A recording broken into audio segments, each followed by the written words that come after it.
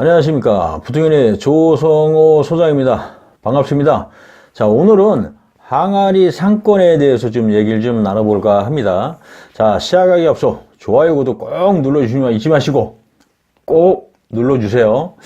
우리가 이제 이 수익형 부동산, 상가 주택이나 상가 빌딩이나 수익형 부동산 많잖아요. 이런 것들을 이제 투자를 하려고 하시는 분들이나 아니면 혹시 어떤 그 장사를 조그맣게 이렇게 좀 하려고 하시는 분들이 사실 대체적으로 선호하고 찾는 데가 있죠.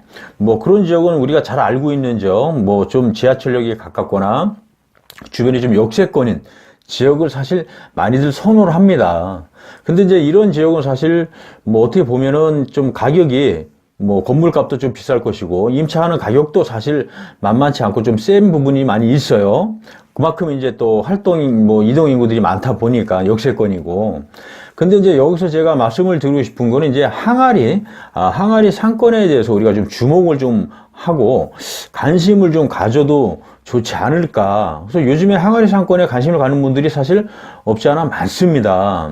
이 항아리 상권 같은 경우는 이제 특정 지역이라고 보시면 돼요. 그러니까 특정 지역 안에 그냥 조그맣게 상권이 이제 형성이 탁 돼 있는 거다. 그래서 상권이 더 이상 늘어나지도 않고 빠져나가지도 않고 이제 이런 지역이라고 보시면 돼요. 더 이상 건물을 지어서 상권을 막 다른 데로 형성을 시키거나 그렇게 될 수가 없어요. 그러니까 딱 그 안에 테두리 안에 그 상권이 딱 형성이 돼 있는 거다 말씀을 좀 드리겠습니다. 그리고 여기에 이 항아리 상권 주변에는 또 주거 지역이 많다 보니까 인구도 마찬가지. 인구도 진짜 이렇게 많이 늘어나지는 않아요. 갑자기 많이 늘어나지는 않지만 한 번 인구가 들어와 있는 인구는 절대로 빠져나가지 않는 지역이다라고 보시면 되겠습니다. 그래서 장사나 어떤 투자를 하시는 분들도 유심히 좀 지켜봐야 되는 지역이 아닌가 생각을 합니다. 자, 이 항아리 상권 같은 경우는 사실 이렇게 보면 상권이 이렇게 형성이 되어 있으면 주변으로 해서 엄청난 그 아파트들부터 시작해서 주거 지역들이 꽉 밀집이 되어 있는 거예요. 그러니까 대단지 아파트들이 둥성두둥해서 꽉 차 있고 주변으로 해가지고서 빌라부터 해서 다가구부터 해서 그런 주거 형태들이 엄청나게 자리를 잡고 굳히고 있는 곳이다. 그러다 보니까 이동 인구가 어마어마하게 많은 곳이다. 그래서 한정이 돼 있는 상권도 여러 곳이 이렇게 있는 것이 아니라 딱 한 지역 정도로 해서 항아리처럼 이렇게 뚝 둘러 있고 그 주위로 해서 엄청난 주거 지역이 자리를 잡고 있는 지역들입니다. 자, 그러다 보니까 여기에 또 관공서들도 사실 또 많이 둥둥둥 많이 들어와 있습니다. 그러면 또 관공서들을 따라서 들어오는 조그만 회사들, 기업체들도 많이 있고요. 그리고 주변에 또 학교 같은 것들이 되게 또 많이 잡고 있어요. 그러다 보니까 어떻게 보면은 인구들이 다른 데서 들어오는 게 아니라 거기 안에 있는 인구들로 인해서 이 수요 자체가 엄청나게 풍부한 겁니다. 그러니까 아주 그냥 고정적으로 이 수요가 존재하는 겁니다. 그러니까 아주 안정적인 지역이라고 보시면 됩니다. 그래서 이 항아리 상권 같은 경우는 대체적으로 보면은 이제 지하철역하고에 이제 한 두세 정거장? 그러니까 버스로 이제 이동을 좀 해야 되는 부분이 있어요. 그러다 보니까 지하철역하고 거리가 한 두세 정거장, 요 정도 되는 거리거든요. 그러다 보니까 이쪽 지역에는 상권도 적은 데다가 그쪽 이 지하철로 가기 위해서는 이쪽 상권 안쪽으로 내려와야 돼. 그래서 거기에서 버스를 타고 이동을 하다 보니까 일반적인 버스, 그리고 마을 버스, 이것이 엄청나게 많이 왔다 갔다 합니다. 그러다 보니까 그 좁은 지역에 그 이동 인구들이 많이 왔다 갔다 하고 이 대중교통 이용하고 그러다 보니까 되게 인구들이 엄청나게 복잡해요. 그래서 되게 많고. 그래서 그쪽 안에서 장사를 한다든지 이러는 분들은 진짜 완전히 떨어지는 아이템 아닌 이상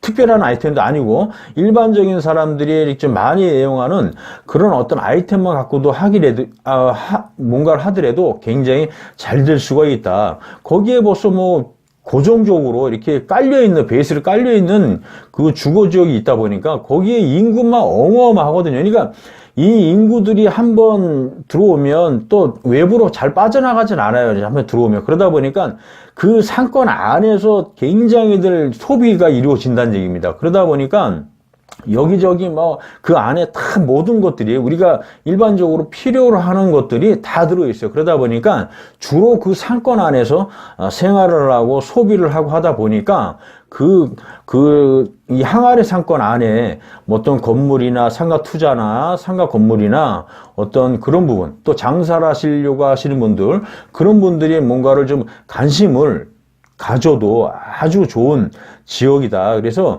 우리가 이제 이 항아리 상권 같은 경우를 좀 제가 말씀드린 이유가 그거입니다.